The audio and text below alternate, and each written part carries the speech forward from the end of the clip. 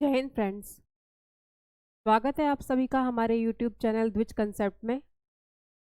हम पढ़ रहे थे इतिहास, हमारे अतीत, 6th क्लास की NCERT। और आपने अभी तक बहुत कुछ पढ़ लिया है। अगर कोई समस्या हो तो आप हमसे पूछ सकते हैं कमेंट बॉक्स में। तो चलिए आज हम गांव, शहर और व्यापार, अध्याय 8, चैप्टर 8 पर हम आ गए हैं। तो अब हम लोग ने जाना कि कैसे वैदिक काल आपने देखा मौर्य काल देखा, आपने किस तरीके से राज्य बने, फिर साम्राज्य बना, जन से कैसे जनपद बना, आपने देखा। अब आज इस चैप्टर में आप ये जानेंगे कि कैसे गांव क्या है, शहर क्या है और क्या है व्यापार। और इसकी एक तरीके से आप आर्थिक पहलुओं को समझेंगे। आपने गांव के समाज को, जीवन को देखा, लेकिन आज अर्थव्यवस्था में उनका क्या योगदान था, आप ये देखेंगे। और ठीक ठीक वैसी चीज़ें ही आज भी हमारे जो ग्रामीण अंचल है वहाँ इस तरीके की चीज़ें होती हैं, और वो भी एक तरीके की अर्थव्यवस्था का केंद्र है। हमने आपको पहले ही बताया था कि एक सुदृढ़ ग्रामीण व्यवस्था, एक ताकतवर शक्तिशाली ग्रामीण अर्थव्यवस्था के बिना शहरों का जन्म नहीं हो सकता। और जो नगर है और जो गांव है वो दोनों एक दूसरे के पूरक हैं। कोई भी किसी की भी अर्थव्यवस्था बिना एक दूसरे की सहायता के नहीं चल सकती। तो आपने देखा कैसे राज्य, प्रशासन, ये सब कुछ पूरा एक व्यवस्था, एक तंत्र के रूप में किस तरीके से काम करता है। आज आप एक तरीके से पूरी इतिहास में जिन जिन चीज़ों को बताया गया है कि एक ग्रामीण अर्थव्यवस्था क्या है, इसमें किसने योगदान दिया, आप इन्हें देखेंगे। और कुछ कुछ राजाओं के नाम बस एक तरीके से नाम ले लिए गए हैं, तो आप उनको बस उतना ही जानकर आगे बढ़ेंगे, क्योंकि हमने आपसे कहा था कि हमें अपनी सीमा के अंतर्गत रहकर ही पढ़ना है, क्योंकि ये 6th क्लास की NCERT है और इसे बहुत हद तक इलेबोरेट करके विस्तृत रूप से आप तब जानेंगे जब आपके रूप में आपके पास ये 12th के क्लास की NCERT आएगी, तब आपको उसमें वो बड़ी बड़ी चीज़ें करके बताई जाएंगी। तो चलिए एक बार अपने चैप्टर को आप देख लीजिए, ताकि आपको लगे कि आपकी किताब है गांव, शहर और व्यापार।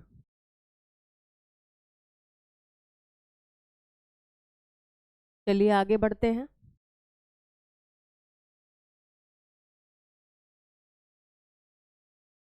अपने चैप्टर की तरफ।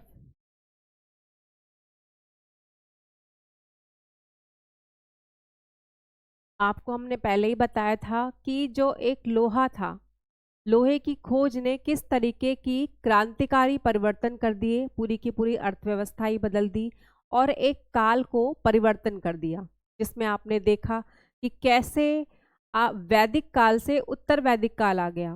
क्यों? क्योंकि सिर्फ लोहे की खोज हो गई थी, और इसी लोहे ने पूरी की पूरी ग्रामीण अर्थव्यवस्था को शहरों की दहलीज पर लाके खड़ा कर दिया। नए नए शहरों का जन्म हुआ। क्यों? क्योंकि लोहे की खोज हो गई थी। और लोहे ने क्या कुछ किया, आप देखिए।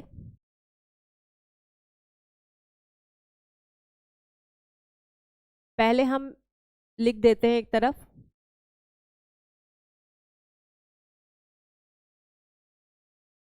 ग्राम और नगर।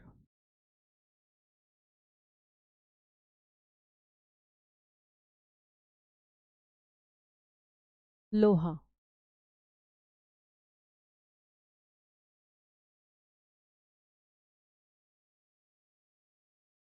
इस लोहे ने ग्रामीण अर्थव्यवस्था के लिए क्या किया, आपको हमने बताया था कि लोहे की खोज की वजह से जो हल थे उसके फाल में परिवर्तन हुआ।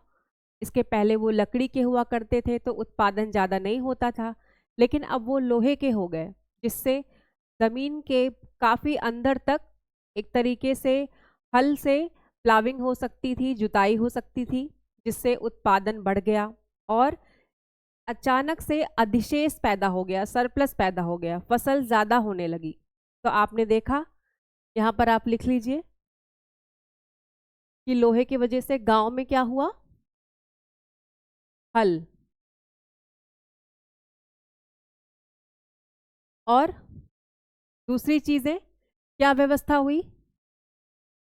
एक तो आपने इधर देखा, और शहरों के लिए क्या हुआ? कुल्हाड़ी। इससे क्या बनने लगा? कुल्हाड़ी का आविष्कार हुआ, जिससे बड़ी मात्रा में जंगल साफ कर दिए गए और कृषि के लिए भूमि तैयार हो गई, और एक तरीके से नई बसावट के लिए भी वो भूमि तैयार हो गई। आपको हमने बताया था कैसे गंगा यमुना के मैदान में इतना बड़ा परिवर्तन हुआ, और इसी की वजह से मगध साम्राज्य का भी जन्म हुआ। तो अब आप देखेंगे, और एक दूसरी चीज क्या थी? हथियार बनाए जाने लगे।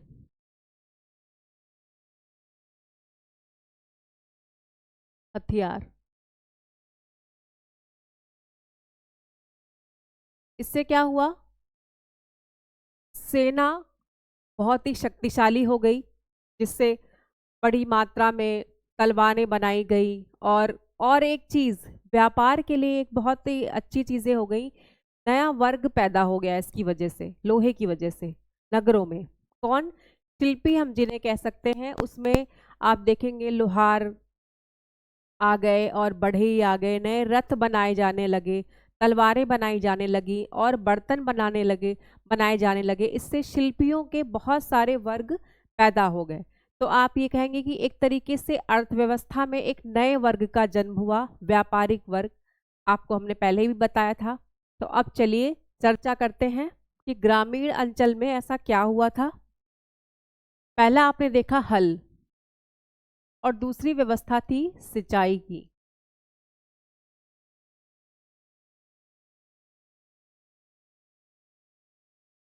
सिंचाई के लिए क्या होता था कि कुओं का, तालाबों का, नहरों का निर्माण होने लगा। और जो प्रशासक वर्ग था, शासन वर्ग था, राजा, इसमें बड़ी मात्रा में उन्होंने क्या किया? सहयोग किया, और राज्य के अंतर्गत इनका निर्माण होने लगा, जिसकी वजह से अगर वर्षा ना हो, मानसून अगर सही से ना आए, वर्षा में थोड़ी कमी आ जाए, तो इन सिंचाई के कारण फसल में किसी भी प्रकार की जो परेशानी थी वो उत्पन्न नहीं हो पाती थी। तो आपने देखा सिंचाई, हल और सिंचाई। और एक तीसरा, एक और व्यवस्था की गई, जिसमें आप देखेंगे रोपण, धान का।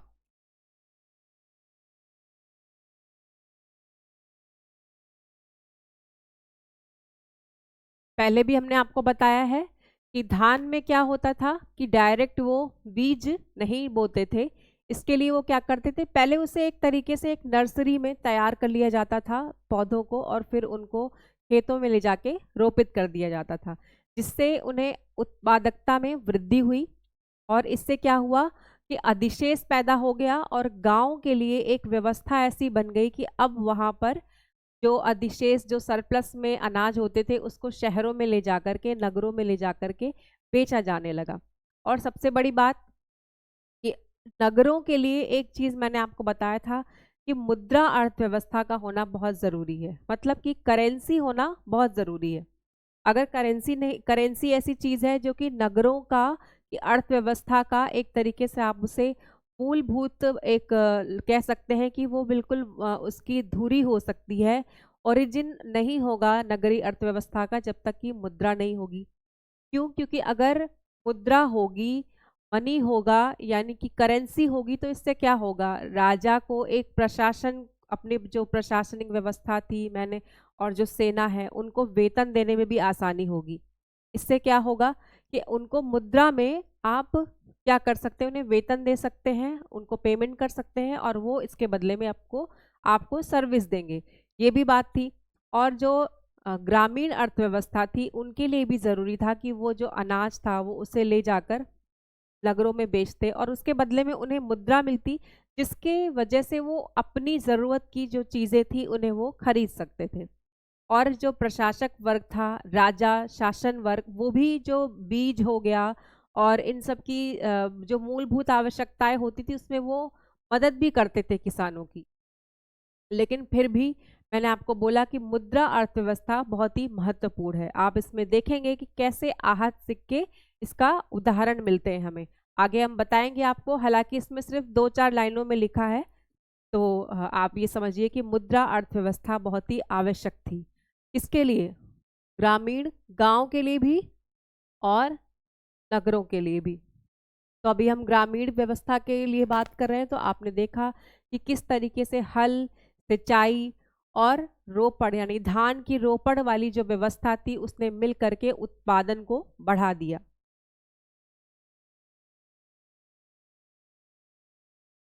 फिर क्या हो गया? अर्थव्यवस्था बदल गई, उत्पादन बढ़ गया।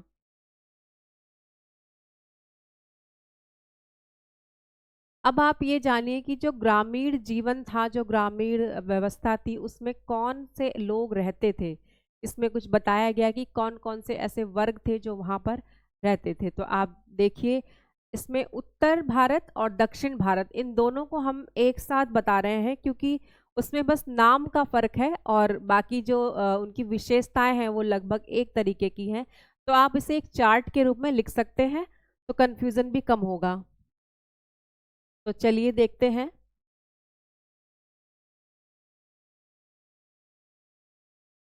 पहले यहाँ लिख लेते हैं, फिर चर्चा करेंगे। एक तो होते थे मुखिया या धनी किसान या धनी वर्ग, ठीक है। यहाँ लिख लीजिए कि उत्तर भारत में क्या कहते थे उन्हें?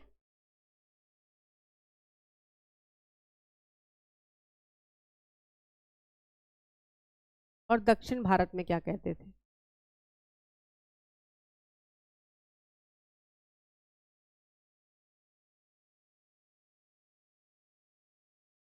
ऐसे चार्ट बना लीजिए। उत्तर भारत में इन्हें कहते थे ग्राम भोजक।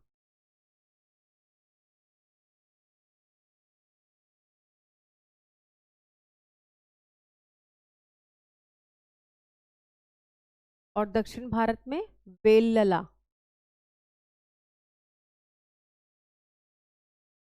पहले लिख लेते हैं, फिर सब पर चर्चा करेंगे।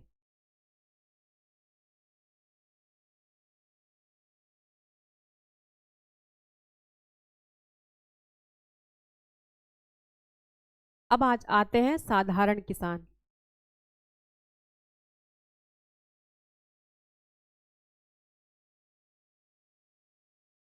साधारण किसान, इनको क्या कहते थे उत्तर भारत में? गृहपति या गृहपति।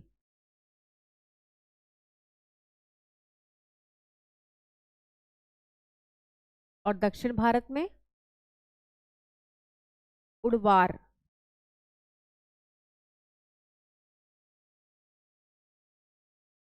उड़वार।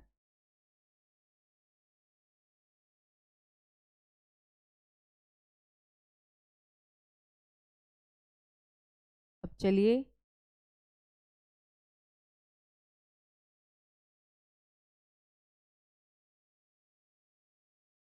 अब आते हैं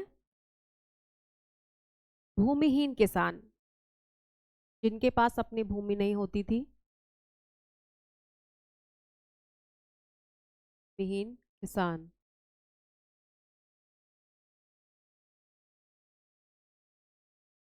उत्तर भारत में इन्हें क्या कहते थे? दास या कर्मकार। दास या कर्मकार। और दक्षिण भारत में इन्हें कहते थे कैडेसियार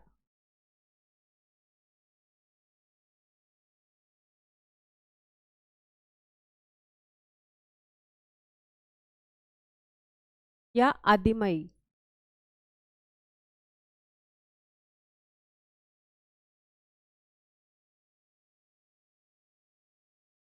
ये देखिए, एक तरीके से पूरा एक चार्ट बन गया और ये चीजें आपको कंफ्यूज नहीं होंगी।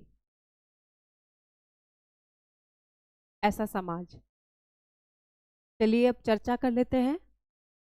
जो मुखिया होता था, धनी किसान, गांव में आपने देखा होगा कि पहले हमने आपको बताया था कि उत्तर वैदिक काल में क्या हुआ कि धीरे धीरे कुछ वर्गों के पास भूमि आने लगी और अधिक संपत्ति भी आने लगी, जिससे उनका उत्पादन अधिक बढ़ गया और वो अपने एक गांव में थोड़ा बाकी लोगों से ज़्यादा ताकतवर हो गए। किसकी वजह से? अपने उत्पादन की वजह से।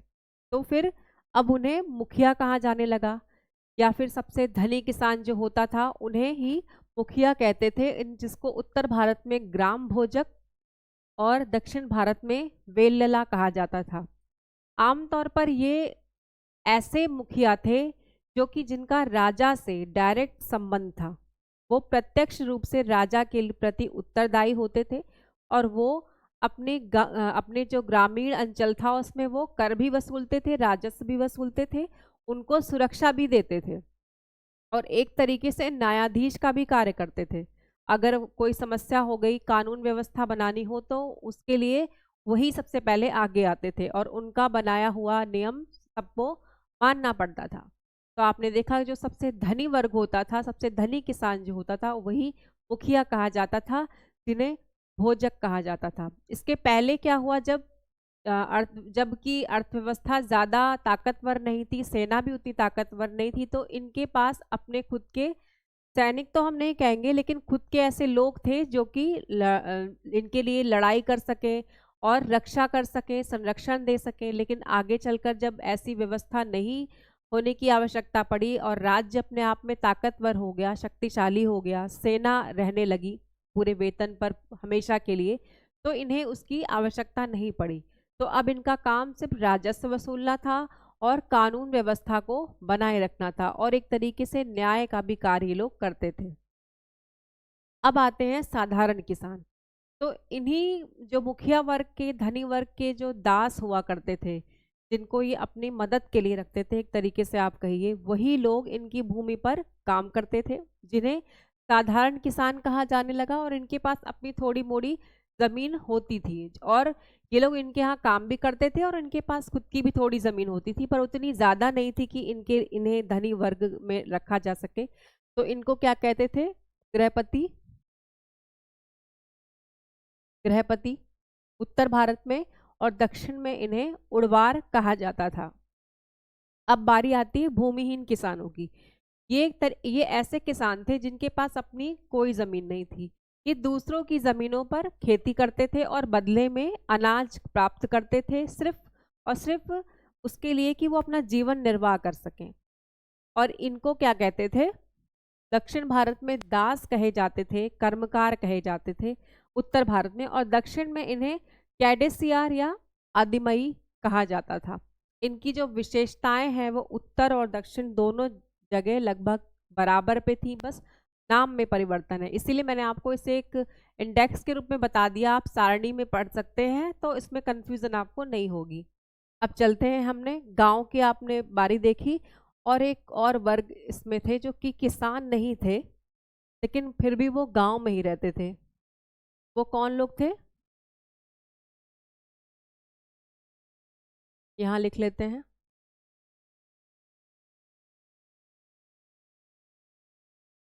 एक वर्ग था जिनको आप कह सकते हैं शिल्पी।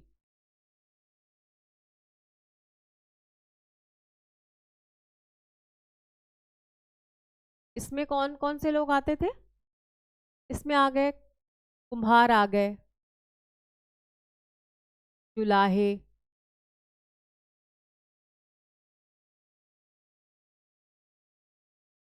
और लोहार। ये लोग कौन थे?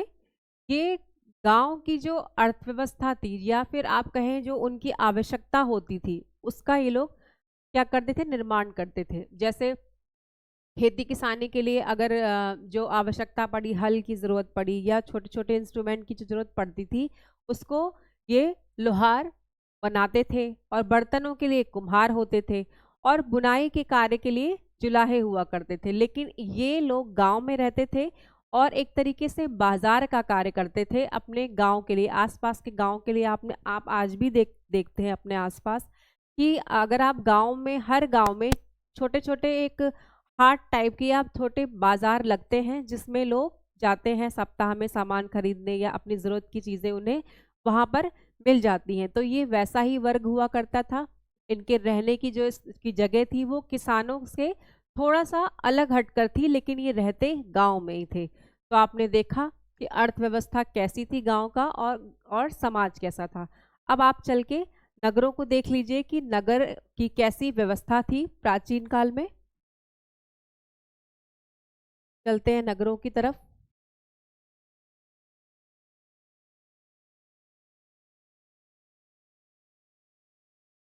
इसमें भी आप देखिए कि इन्हें भी आप कुछ हिस्सों में बांट लीजिए। पहले तो एक नगर था मंदिर नगर, लिख लेते हैं फिर चर्चा करेंगे।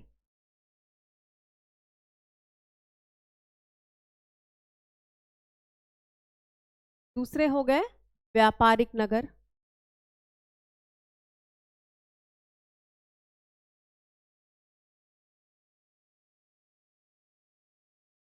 और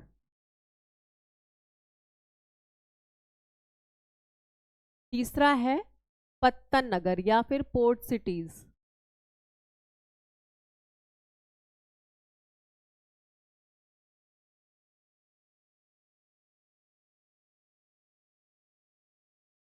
अब मंदिर नगर में किसकी बातें हो रही हैं, यहाँ पर एक एग्जाम्पल के रूप में आप मथुरा को लिख लीजिए।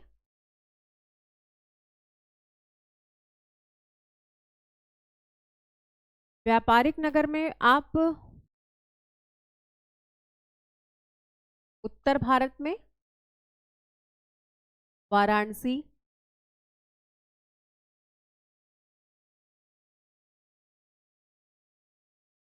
और दक्षिण भारत में मदुरई।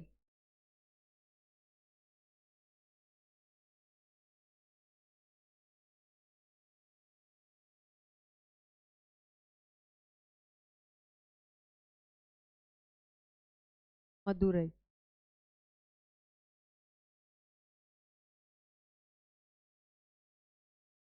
और पत्तन नगर में अरिका, मेडू।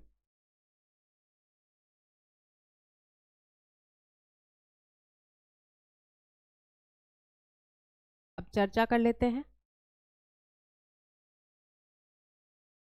बात करते हैं मंदिर नगर की। इसमें ऐसा क्लासिफिकेशन नहीं दिया हुआ है, लेकिन जो ये पूरा पैराग्राफ है इसको हमने एक तरीके से फ्रेमिंग कर दी है जिससे आपको आसानी होगी समझने में कि कितने तरीके के शहर होते थे। अब जैसे आपने देखा कि कुछ नगर ऐसे थे जिसमें मंदिर नगर यानी कि कुछ ऐसी वहाँ पर धार्मिक कार्य होते थे जिसकी वजह से वहाँ पर उसी तरीके की संरचना बन जाती थी। जैसे एग्जाम्पल में आप देखेंगे मथुरा की। मथुरा में क्या है, जबकि ये बात हो रही है तब आप देखेंगे कि एक तरीके से गांधा मथुरा कला शैली का वहाँ पर विकास हो गया, मूर्तियाँ बनाई जाने लगी, और यहाँ पर बौद्ध धर्म, जैन धर्म और कृष्ण की जन्मभूमि होने के नाते ये जगह तीन तीन धार्मिक संप्रदाय धार्मिक क्षेत्रों के लिए ये उपयोगी होने लगी। तो इसके हिसाब से यहाँ पर कौन से लोग रहने लगे, जैसे कि मूर्तियाँ बनाना हो गया, और मंदिरों की जो भी आवश्यकता होती है वहाँ पर उस वक्त, जैसे कि माला बनाना, फूल के लिए इकट्ठा करना, और इन सारी चीज़ों की वस्त्र बनाना, ये सारी चीज़ें वहाँ पर क्या होने लगी, अपने आप से आकर्षित होने लगी।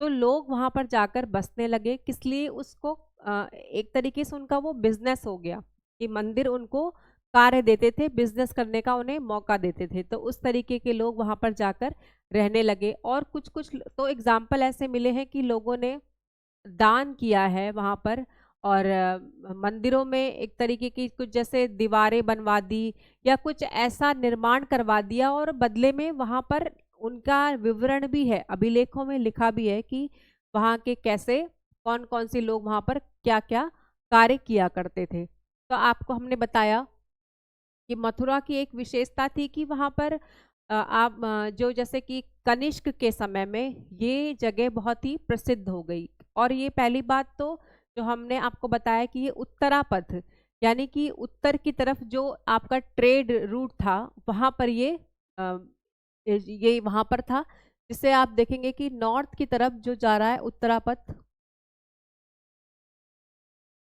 उससे कनेक्टेड था, और साउथ दक्षिणापथ जो व्यापारिक मार्ग था ये इसके पास पड़ता था, जिसकी वजह से यहाँ पर क्या हुआ, एक तरीके का उद्योग निर्मित हो गया।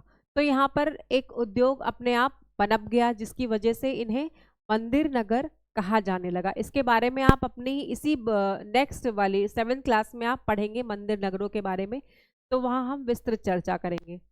अब चलते हैं व्यापारिक नगर वाराणसी और मदुरई। इनके बारे में कहा गया है कि यहाँ पर क्या होता था, एक तरीके से वस्त्र उत्पादन दोनों जगह कॉमन था।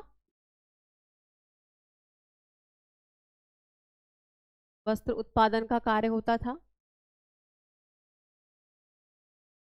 और आप ये देखेंगे कि यहाँ सेम चीज, यहाँ पर एक व्यवस्था अपने आप पैदा हो गई जिसको कहते थे श्रेणी सिस्टम, श्रेणी व्यवस्था। अभी हम बताते हैं आपको क्या होता है ये।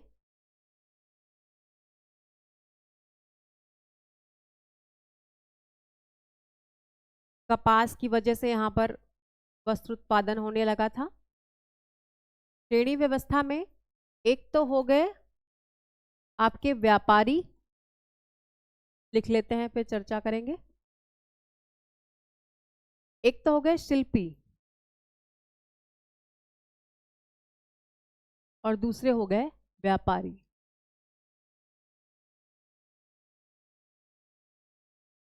ठीक है, तो चलिए बात करते हैं।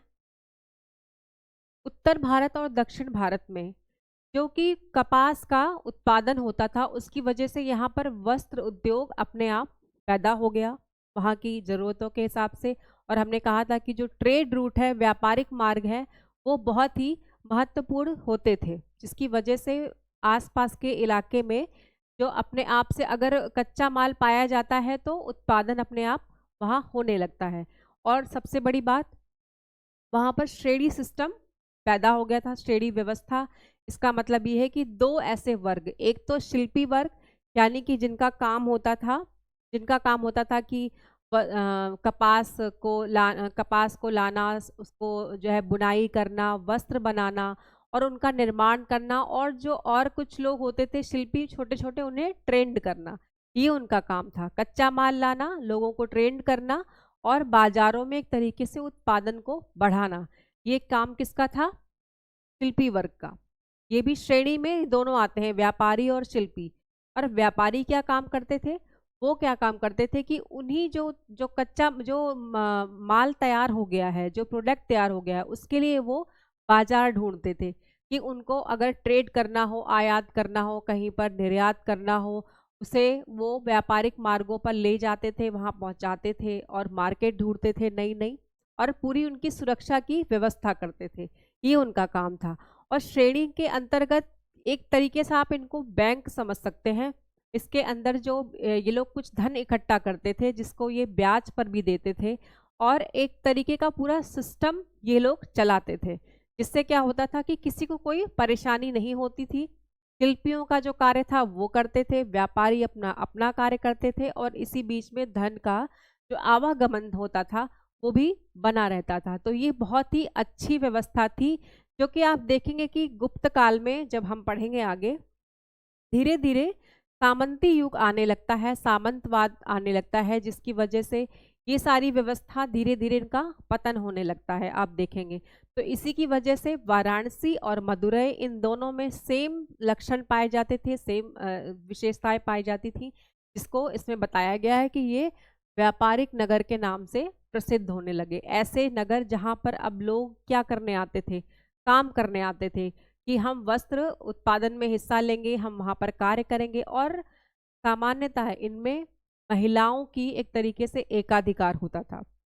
और आपको हम बताएं कि अगर महिलाओं का वहाँ पर उस उद्योग में एकाधिकार होता था तो उनकी अर्थव्यवस्था भी अच्छी थी, आर्थिक स्थिति अच्छी थी, और उनकी समाज में प्रतिष्ठा भी अच्छी थी। उनके प्रति कोई इस तरीके का अपराध आगे आप जब देखेंगे कि उनका पतन होता है महिलाओं का, वो उस समय नहीं था। क्यों? क्योंकि आप जिसकी भी आर्थिक स्थिति अच्छी होगी, जो अर्थव्यवस्था में मध्य में होगा, उसमें अच्छे खासे हिस्सा लेगा, उसका शोषण भी नहीं हो सकता, तो उसकी सामाजिक व्यवस्था भी अच्छी रहती थी।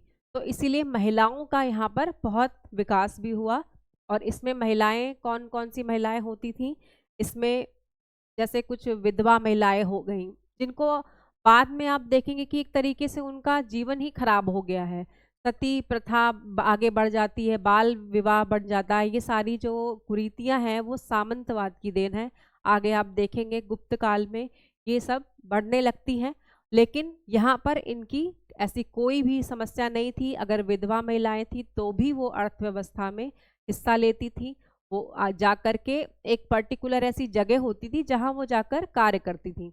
और अगर कोई महिला घर से बाहर नहीं निकल सकती है तो भी वो अपने घर से कार्य करती थी, और उसके बदले में उन्हें वेतन मिलता था। जो दासियां होती थी वो भी अपने काम से निवृत्त होकर वो उसमें हिस्सा ले सकती थी। तो एक तरीके से उनका अर्थव्यवस्था उनकी अच्छी थी और समाज में उनकी स्थिति भी अच्छी थी।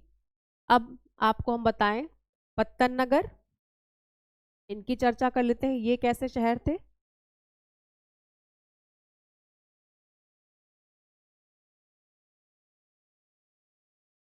इसमें आप देखेंगे अरिकामेडु, पत्तन यानी कि पोर्ट।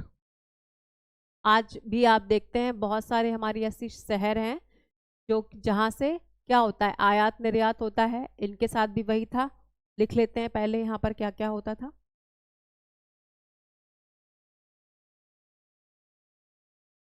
पहले तो यहाँ पर गोदाम पाए गए हैं, कुछ ऐसी चीजें हैं जो यहाँ पर मिली हैं। लिख लेते हैं एम्फोरा और एरेटाइन।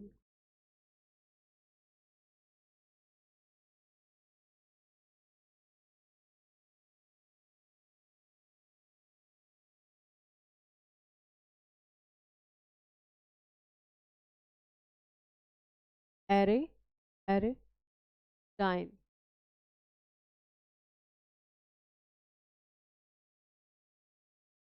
और रोम लैम।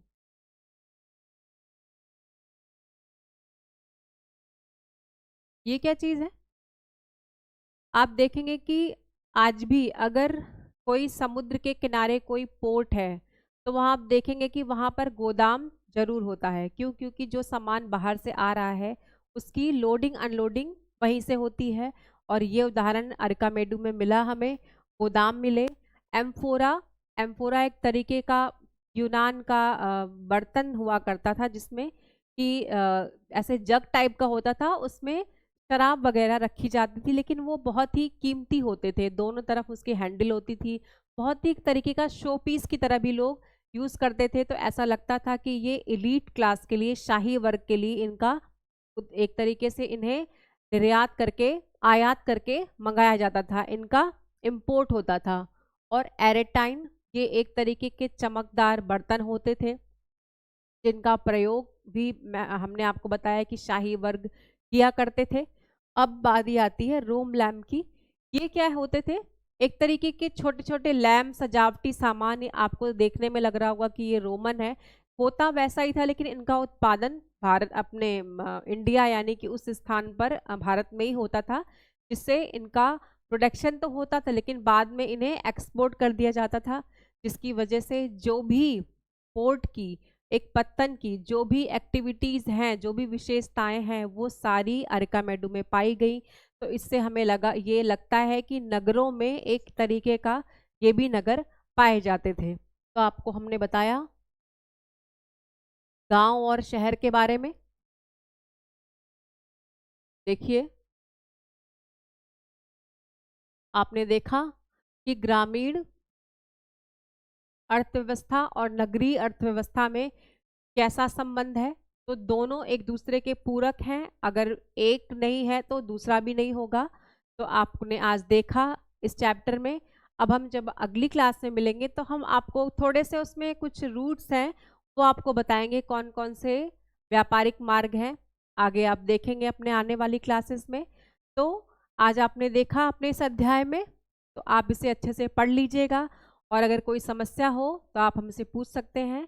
और ये भी समझिए कि इसको पढ़ाने के बाद एक बार आपका रिवीजन भी बनता है कि इसमें आप एक बार रिवाइज कर लीजिए, तो आपके दिमाग में ये फ्रेमिंग की तरह बैठ जाएगी चीज़ें, और इससे क्या होगा, आप इसको सोचेंगे भी, इम्प्लीमेंट करके भी देख सकते हैं।